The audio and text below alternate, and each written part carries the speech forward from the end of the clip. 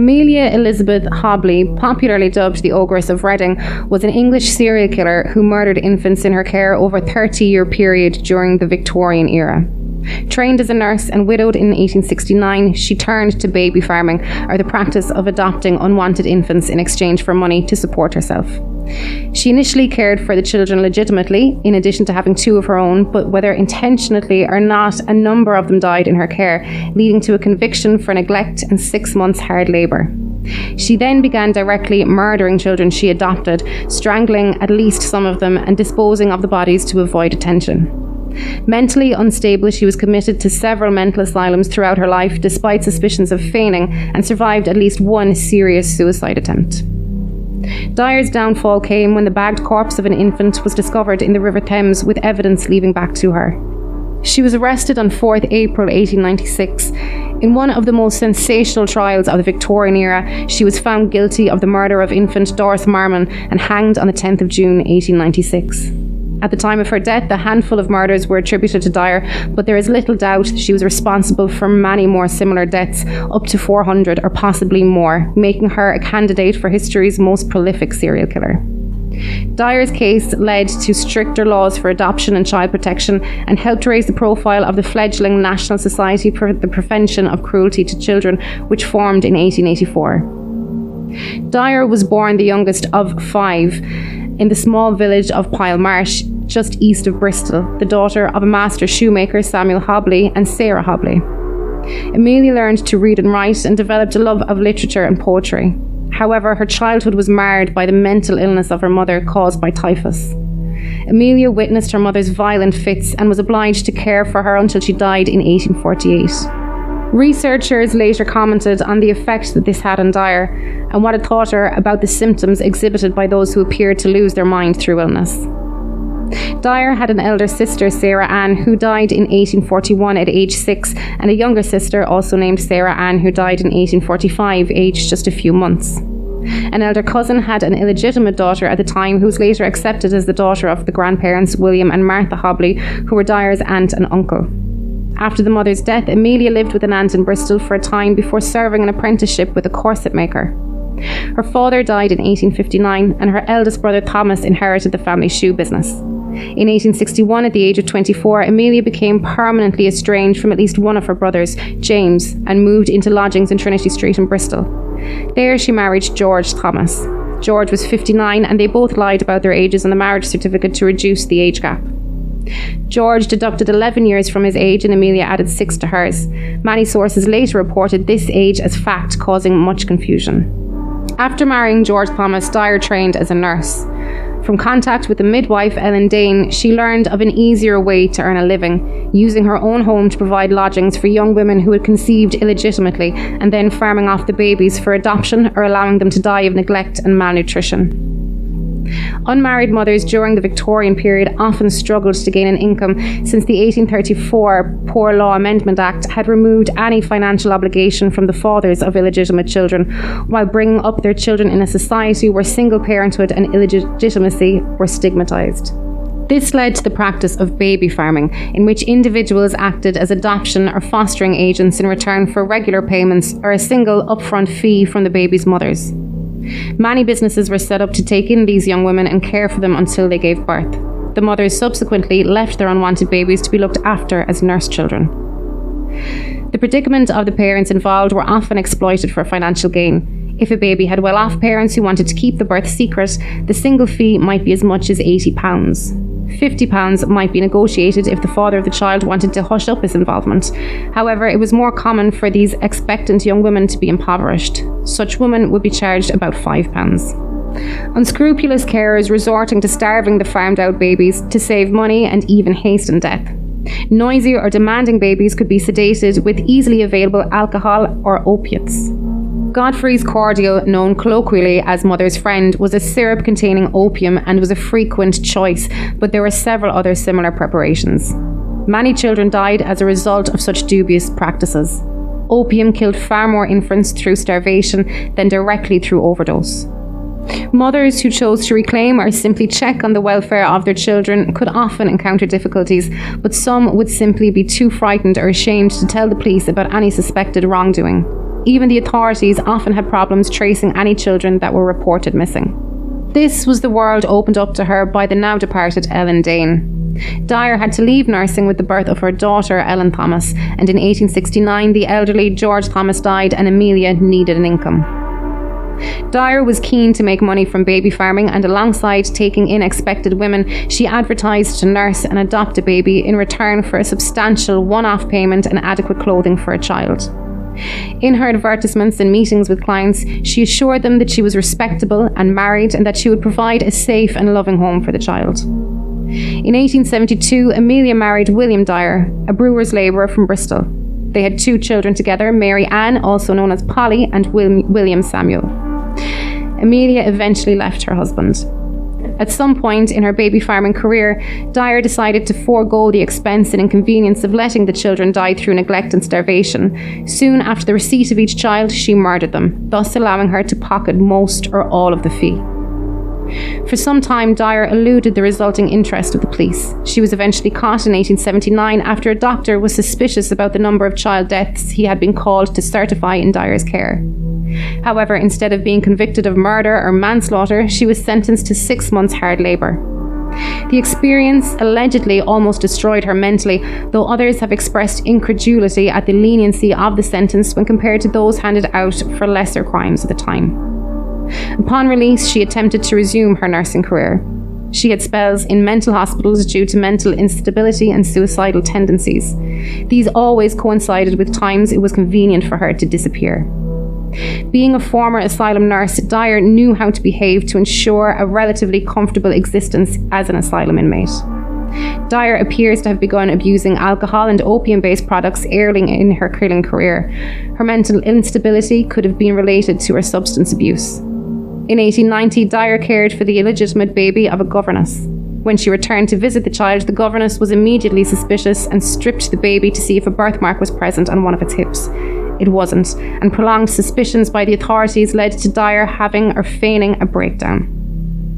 Dyer at one point drank 2 bottles of laudanum in a serious suicide attempt, but her long-term use had built up her tolerance to opium products, so she survived. She returned to baby farming and murder. Dyer realised the folly of involving doctors to issue death certificates and began disposing of the bodies herself. The precarious nature and extent of her activities again prompted undesirable attention. She was alert to the attention of the police and of parents seeking to reclaim their children. She and her family frequently relocated to different towns and cities to escape suspicion, regain anonymity, and to acquire new businesses. Over the years, Dyer used a succession of aliases. In 1893, Dyer was discharged from her final committal at Somerset and Bath Lunatic Asylum near Wells. Unlike previous breakdowns, this had been a most disagreeable experience, and she never entered another asylum. 2 years later, Dyer moved to Caversham, Berkshire, accompanied by an unsuspecting associate, Jane Granny Smith, whom Dyer had recruited from a brief spell in a workhouse, and Dyer's daughter and son-in-law, Mary Ann and Arthur Palmer. This was followed by a move to 45 Kensington Road, Reading, Berkshire, later the same year. Smith was persuaded by Dyer to be referred to as mother in front of innocent women handing over their children. This was an effort to present a caring mother-daughter image. In January 1896, Evelina Marmon, a popular 25-year-old barmaid, gave birth to an illegitimate daughter, Doris, in a boarding house in Cheltenham. She quickly sought offers of adoption and placed an advertisement in the miscellaneous section of the Bristol Times and Mirror newspaper. It simply read, "Wanted, respectable woman to take young child." Marmon intended to go back to work and hoped to eventually reclaim her child.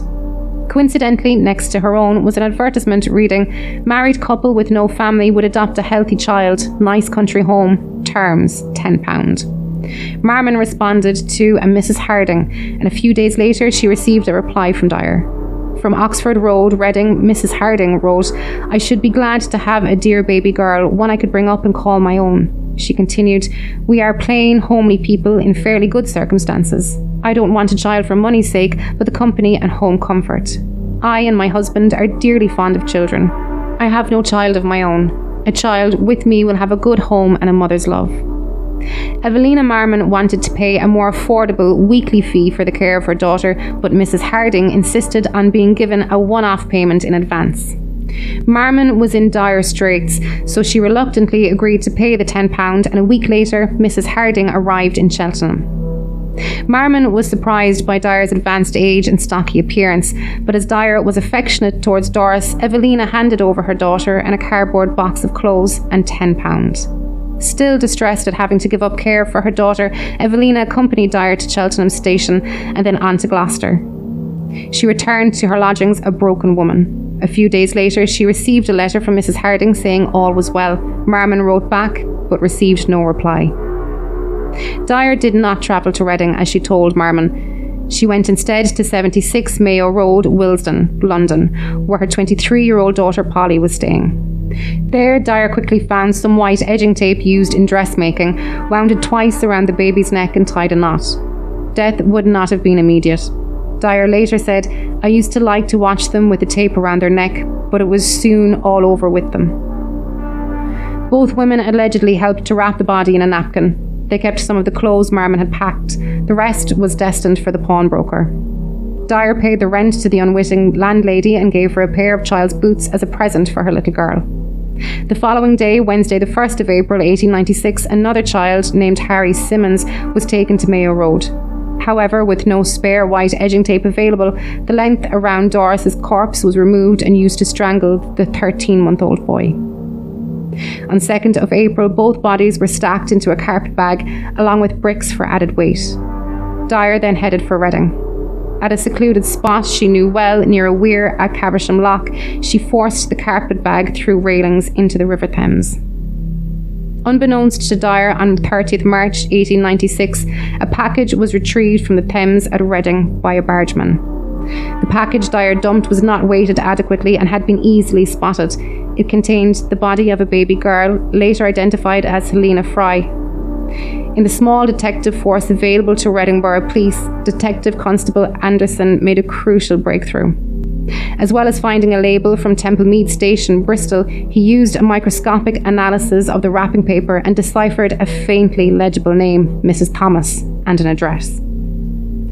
This evidence was enough to lead police to Dyer, but they still had no strong evidence to connect her directly with a serious crime.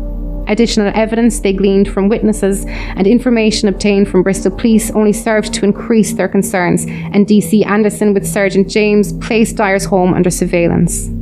Subsequent intelligence suggested that Dyer would abscond if she came at all under suspicion. The officers decided to use a young woman as a decoy, hoping she would be able to secure a meeting with Dyer to discuss her services.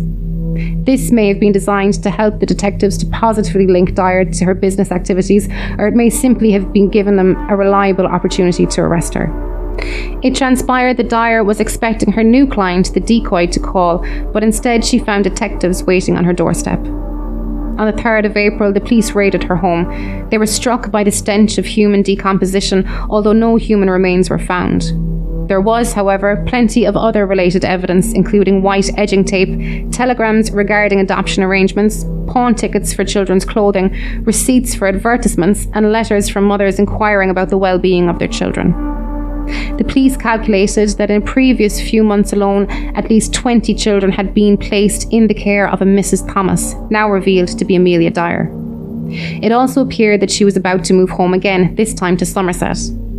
The rate of murder has led to some estimates that Dyer may, over decades, have killed over 400 babies and children, making her one of the most prolific murderers ever. Dyer was arrested on the 4th of April and charged with murder. Her son-in-law, Arthur Palmer, was charged as an accessory. During April, the Thames was dredged and 6 more bodies were discovered, including Doris Marmon and Henry Simmons, Dyer's last victims. Each baby had been strangled with white tape, which, as she later told police, was how you could tell if it was one of mine. 11 days after handing her daughter to Dyer, Evelina Marmon, whose name had emerged in items kept by Dyer, identified her daughter's remains. At the inquest into the deaths in early May, no evidence was found that Mary Ann or Arthur Palmer had acted as Dyer's accomplices. Arthur Palmer, was discharged as a result of a confession written by Amelia Dyer. In Reading Jail, she wrote, with her spelling and punctuation preserved, "Sir, you will kindly grant me the favour of presenting this to the magistrates on Saturday the 18th instant I have made this statement out. For I may not have the opportunity then. I must relieve my mind. I do know and I feel my days are numbered on this earth, but I do feel it is an awful thing drawing innocent people into trouble. I do know I should have to answer before my Maker in heaven for the awful crimes I've committed, but as God Almighty is my judge in heaven and on earth, neither my daughter Mary Ann Palmer nor her husband Alfred Ernest Palmer, I do most solemnly declare neither of them had anything at all to do with it. They never knew I contemplated doing such a wicked thing until it was too late. I am speaking the truth and nothing but the truth. I hope to be forgiven. I and I alone must stand before my Maker in heaven to answer it. All witnesses on my hand. Amelia Dyer, 16th of April, 1896. On 22nd of May 1896, Dyer appeared at the Old Bailey and pleaded guilty to one murder, that of Doris Marmon. Her family and associates testified at her trial that they had been growing suspicion and uneasy about her activities, and it emerged that Dyer had narrowly escaped discovery on several occasions. Evidence from a man who had been seen and spoken to Dyer when she had disposed of the two bodies at Caversham Loch also proved significant. Her daughter had given a graphic evidence that ensured Dyer's conviction. The only defence Dyer offered was insanity. She had been twice committed to asylums in Bristol. However, the prosecution argued successfully that her exhibitions of mental instability had been employed to avoid suspicion. Both committals were said to have coincided with times when Dyer was concerned her crimes might have been exposed. It took the jury only 4.5 minutes to find her guilty. In her 3 weeks in the condemned cell, she filled 5 exercise books with her last true and only confession. A chaplain visited her the night before her execution and asked if she had anything to confess. She offered him her exercise books, saying, "Isn't this enough?" Curiously, she was subpoenaed to appear as a witness in Polly's trial for murder, set for a week after her execution date. However, it was ruled that Dyer was already legally dead once sentenced and that therefore her evidence would be inadmissible. Thus, her execution was not delayed. On the eve of her execution, Dyer heard that the charges against Polly had been dropped. Dyer was hanged by James Billington at Newgate Prison on Wednesday, 10th June 1896. Asked on the scaffold if she had anything to say, she said, "I have nothing to say," just before being dropped at 9 a.m. precisely. It is uncertain how many more children Amelia Dyer murdered. However, inquiries from other mothers, evidence of other witnesses, and material found in Dyer's homes, including letters and many babies' clothes, pointed to many more. The Dyer case caused a scandal. She became known as the Ogress of Reading, and she inspired a popular ballad. Adoption laws were subsequently made stricter, giving local authorities the power to police baby farms with the hope of stamping out abuse. Despite this and the scrutinising of newspaper personal ads, the trafficking and abuse of infants did not stop. 2 years after Dyer's execution, railway workers inspecting carriages at Newton Abbot in Devon found a parcel. Inside was a 3-week-old girl, but though cold and wet, she was still alive. The daughter of a widow, Jane Hill, the baby had been given to Mrs. Stewart for £12. She had picked up the baby at Plymouth and dumped her on the next train. It had been claimed that Mrs. Stewart was Polly, the daughter of Amelia Dyer. Because she was a murderer alive at the time of the Jack the Ripper killings, some have suggested that Dyer was Jack the Ripper. This suggestion was put forward by author William Stewart, although he preferred Mary Piercy, his chosen suspect. There is, however, no evidence to connect Dyer to the Jack the Ripper murders, and she does not figure prominently among the Jack the Ripper suspects. If you like that, then check out our Patreon, where for just $5 a month you get access to exclusive shows like Real Monsters and Playing with Bones with Amy Rose, along with early access to all our minisodes and ad-free access to the Weekend Update and It's Alive Alive! Not convinced yet? Well, head on over now and have 7 days on us. That's a 7-day free trial for all new members. That's It's Alive Alive Pod on Patreon. It's Alive Alive! All the guts and go with none of the guilt. See you on Wednesdays, unless you're on Patreon when you get us all week long.